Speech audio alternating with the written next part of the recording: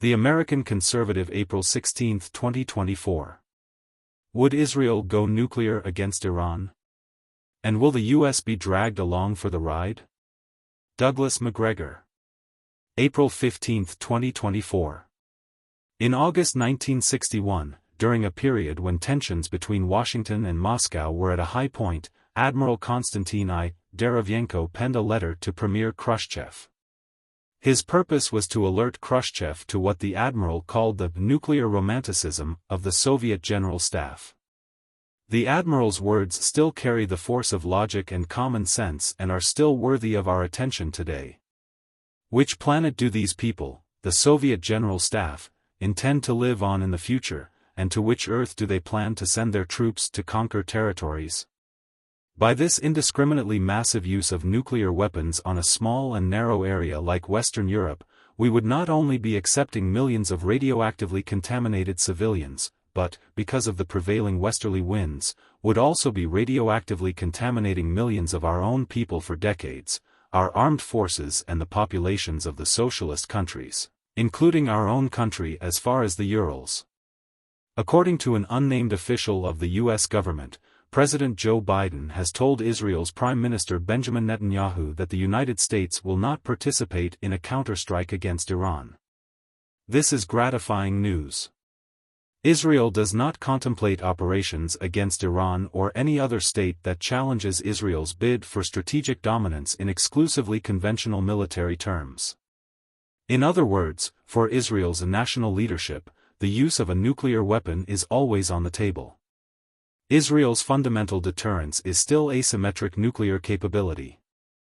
Until now, Washington's unconditional support for any action Netanyahu wants to take has made Washington an accomplice in Israel's deliberate slaughter and starvation of Gaza's Arab population and in the Israeli attack on the Iranian consulate in Syria, a violation of international law.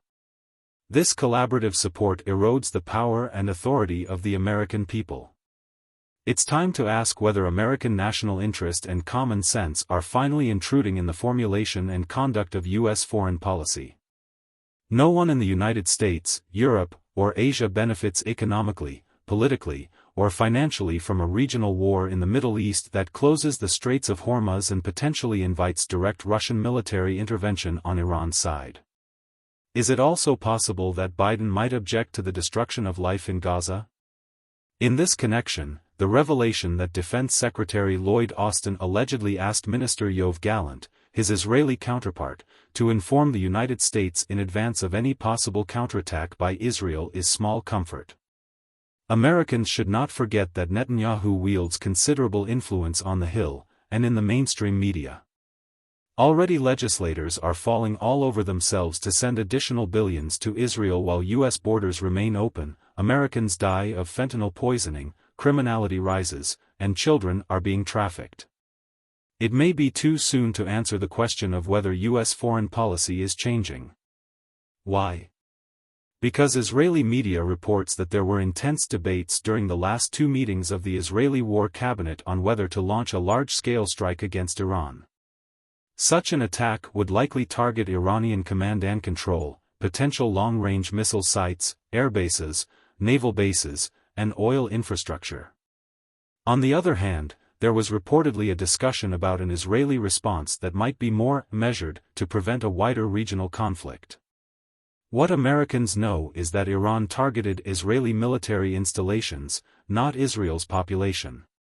And Iran used a small fraction of its arsenal and very few of their newest weapons. Hezbollah effectively sat out the event.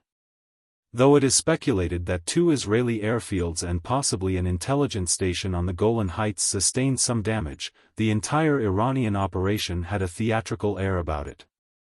No one was surprised.